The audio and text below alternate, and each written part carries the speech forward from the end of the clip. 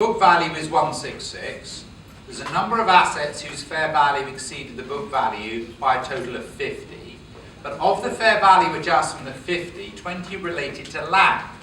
So the remainder that relates to plant machinery is 30,000. 30,000 being the 50 minus the 20. It is that 50,000, that is 30,000, that has to be subject to the depreciation of 5 years. Now the trouble is, that's in dinars.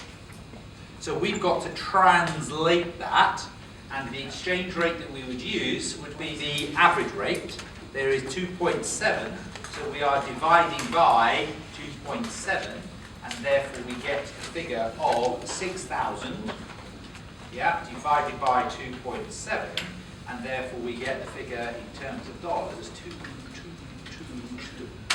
The dollar is weaker, shouldn't we multiply?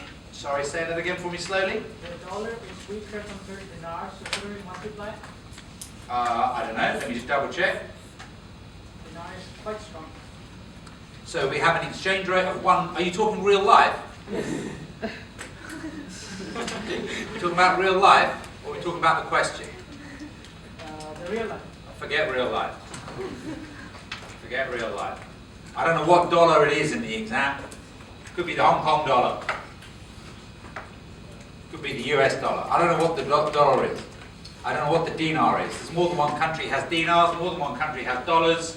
It's just all made up, yeah? So don't look at it as it is. You've got $1 and you've got 2.4 dinars. So dinars are stronger than dollars. So I have got numbers in dinars, and dinars are big. Dinars are big. It's 2.7 dinars to $1. So if I'm moving from dinars to dollars, in this question, in this scenario, in this reality, I divide.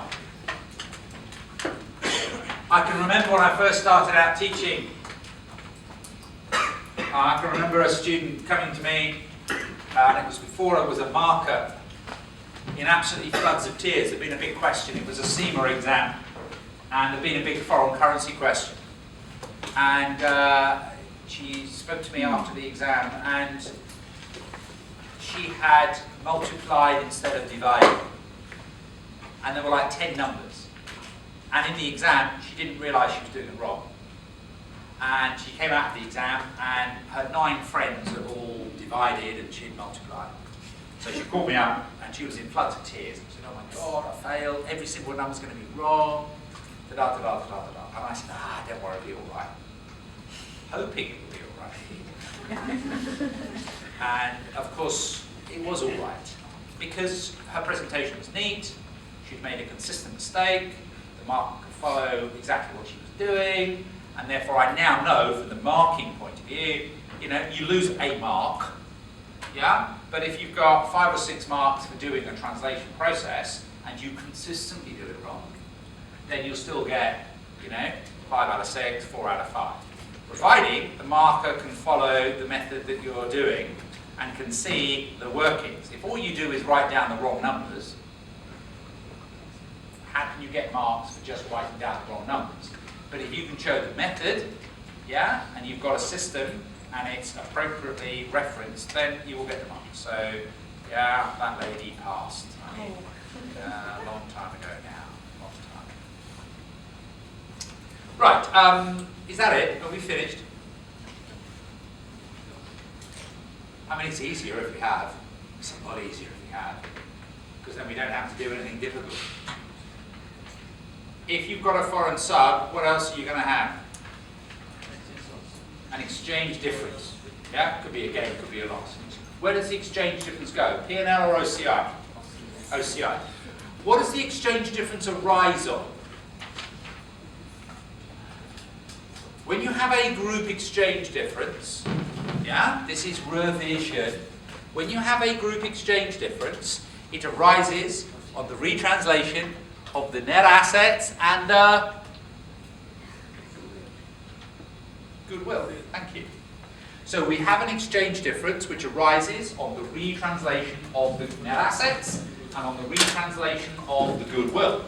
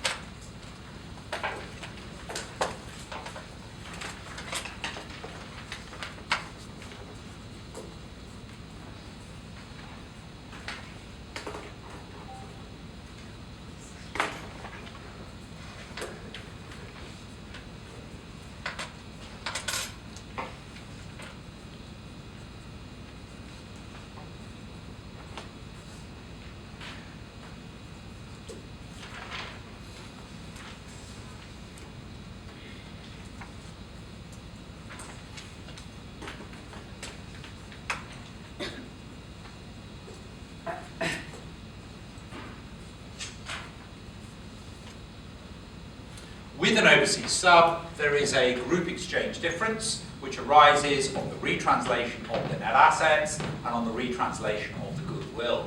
Now, I've written that in blue because ultimately you wouldn't be writing that statement in an exam number crunching question, but it's what is in your head that then enables you to successfully calculate the exchange difference. Now, if you remember about calculating exchange differences, what we like to do is to get our numbers beautifully in dinars. So we have our opening net assets, plus our profit, leave a space, leave a space, leave a space. That'll give us our closing net assets. So everything in dinars will add up perfectly, because the opening assets plus the profit will give us the closing assets. But when we translate the closing assets are translated at the closing rate. When we translate the profit is translated at the average rate. And when we translate the opening, that's translated at the opening rate. So in dollars, it's embarrassing, because every line has been translated at a different rate. And therefore, we're exposing as a balancing figure the exchange difference, whether it's a gain or a loss, is a 50-50, and that exchange difference goes to OCI. So we're going to calculate the exchange difference on the retranslation, first of all, of the net assets. So I will be compiling my data in dinars, and then I will be later translating it into dollars. The first thing I want to know is how much are the net assets?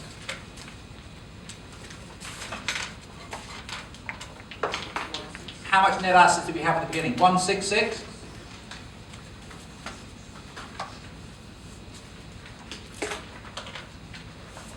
No.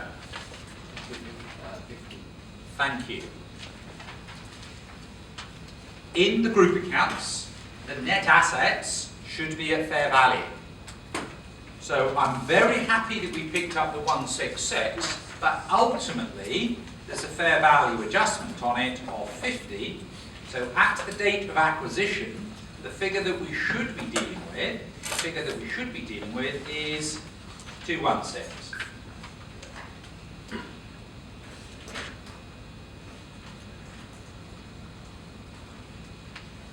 How much is the profit?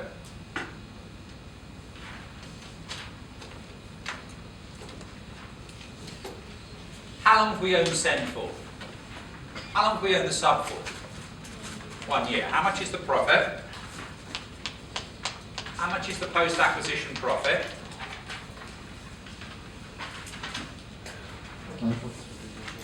Yeah, how much is that? 57660. Excellent.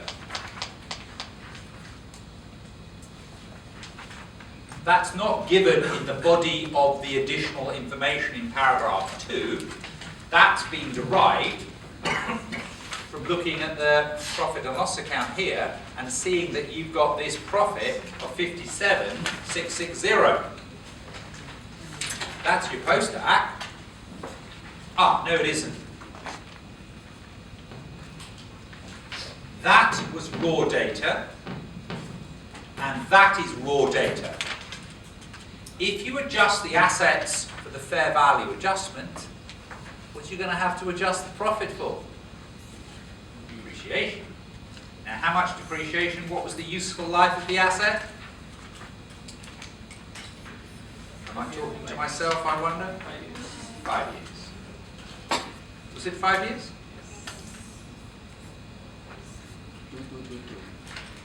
Yeah, now the trouble with 2222 is that the 2222 is in dollars. Yeah? So I need the fair value adjustment. Yes, it's on the dinars 30, so it's the 6,000. So, not so nice, is it? 51,660. Leave a space, leave another space, yeah, before you conclude. But at the year end, I think we've got 216 plus 51. At the year end, I think we've got 267,660. 267,660. That's what I think we've got. Now, there's an exchange difference arising on the retranslation of these net assets. This is going through at closing. This profit is going through at average. And the opening balance is going through at the opening rate. 2 minutes. Can you calculate for me, please, the exchange difference arising on the retranslation of the net assets? The closing goes through at closing. The profit goes through at average. The opening goes through at opening. It's never going to add up in terms of dollars. The balancing figure will be your exchange difference.